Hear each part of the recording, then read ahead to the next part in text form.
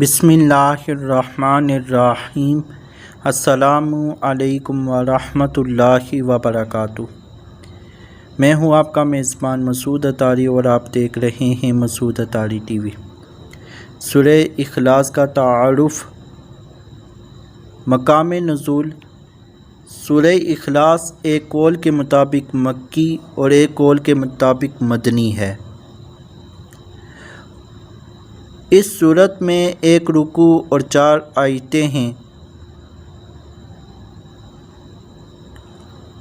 مفسرین نے اس صورت کے تقریباً 20 نام ذکر کیے ہیں۔ ان میں سے 4 نام یہاں ذکر کیے جاتے ہیں۔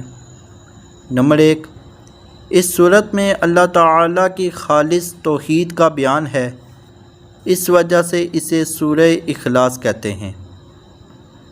نمبر 2، اس صورت میں یہ بتایا گیا کہ اللہ تعالیٰ ہر نقص و عیب سے بری اور ہر شریک سے پاک ہے، اس مناسبت سے اسے سورہ تنزیہ کہتے ہیں۔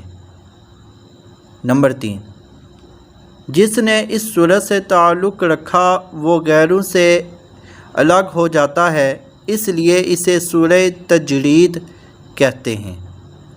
نمبر 4، اسے پڑھنے والا جہنم سے نجات پا جاتا ہے، اس بنا پر اسے سورہ نجات کہتے ہیں۔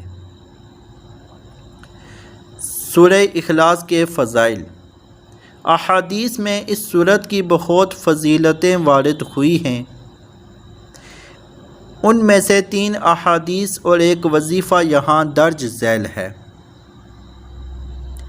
نمبر 1، حضرت ابو سعید خدری رضی اللہ تعالی عنہ سے روایت ہے، نبی اکرم صلی اللہ علیہ وآلہ وسلم نے ارشاد فرمایا، کیا تم میں سے کوئی اس سے عاجز ہے کہ وہ رات میں قرآن مجید کا تہائی حصہ پڑھ لے؟ صحابہ کرام رضی اللہ تعالی عنہم کو یہ بات مشکل معلوم ہوئی اور انہوں نے عرض کی، یا رسول اللہ صلی اللہ علیہ وآلہ وسلم، ہم میں سے کون اس کی طاقت رکھتا ہے؟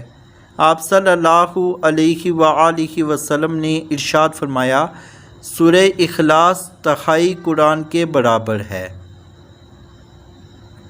نمبر 2، حضرت عائشہ صدیقہ رضی اللہ تعالی عنہا فرماتی ہیں، حضور پر نور صلی اللہ علیہ وآلہ وسلم نے ایک شخص کو ایک لشکر میں روانہ کیا۔ وہ اپنے ساتھیوں کو نماز پڑھاتے تو سورہ فاتحہ کے ساتھ سورت ملانے کے بعد سورہ اخلاص پڑھتے تھے۔ جب لشکر واپس آیا تو لوگوں نے نبی کریم صلی اللہ علیہ وآلہ وسلم سے یہ بات ذکر کی تو آپ صلی اللہ علیہ وآلہ وسلم نے ان سے ارشاد فرمایا، اس سے پوچھو کہ تم ایسا کیوں کرتے ہو؟ جب لوگوں نے اس سے پوچھا تو اس نے کہا، یہ سورت رحمان کی صفت ہے، اس وجہ سے میں اسے پڑھنا پسند کرتا ہوں۔ تاجدار رسالت صلی اللہ علیہ وآلہ وسلم نے ارشاد فرمایا، اسے بتا دو کہ اللہ تعالی اس سے محبت فرماتا ہے۔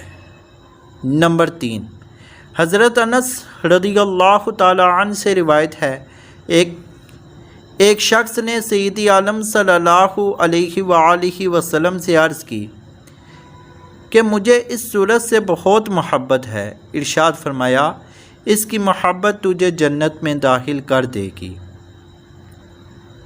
نمبر 4، تفسیر ساوی میں لکھا ہے کہ جو شخص گھر میں داخل ہوتے وقت سلام کرے اور اگر گھر خالی ہو تو حضور اقدس صلی اللہ علیہ وآلہ وسلم کو سلام کرے اور ایک بار قل هو اللہ پڑھ لیا کرے تو انشاءاللہ عز و جل فقر و فاقہ سے محفوظ رہے گا، اور یہ بہت مجرب عمل ہے۔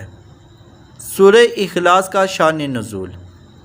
اس سورت کا شان نزول یہ ہے کہ کفار نے رسول اللہ صلی اللہ علیہ وآلہ وسلم سے اللہ رب العزت کے متعلق طرح طرح کے سوال کیے۔ کوئی کہتا تھا کہ اللہ عز و جل کا نسب کیا ہے، کوئی کہتا تھا کہ وہ سونے کا ہے یا چاندی کا ہے یا لوہے کا ہے یا لکڑی کا ہے، کس چیز کا ہے؟ کسی نے کہا وہ کیا کھاتا ہے، کیا پیتا ہے؟ ربوبیت اس نے کس سے ورثہ میں پائی اور اس کا کون وارث ہوگا؟ ان کے جواب میں اللہ تعالیٰ نے یہ صورت نازل فرمائی اور اپنی ذات و صفات کا بیان فرما کر معرفت کی راہ واضح کی، اور جاہلانہ خیالات اور اوہام کی تاریکیوں کو جن میں وہ لوگ گرفتار تھے اپنی ذات و صفات کی انوار کے بیان سے محو کر دیا۔ سورہ اخلاص کے مضامین۔ اس صورت میں اسلام کے سب سے اہم عقیدے اللہ تعالیٰ کی وحدانیت کو بیان کیا گیا، نیز اللہ تعالیٰ کے صفات کمال کے ساتھ متصف ہونے کا ذکر اور عیسائیوں اور مشرکوں کا رد کیا گیا۔ سورہ ابو لہب کے ساتھ مناسبت۔ سورہ اخلاص کی اپنے سے ماقبل سورہ لہب کے ساتھ مناسبت یہ ہے کہ دونوں صورتوں کی آیات کے آخر کا وزن ایک جیسا ہے۔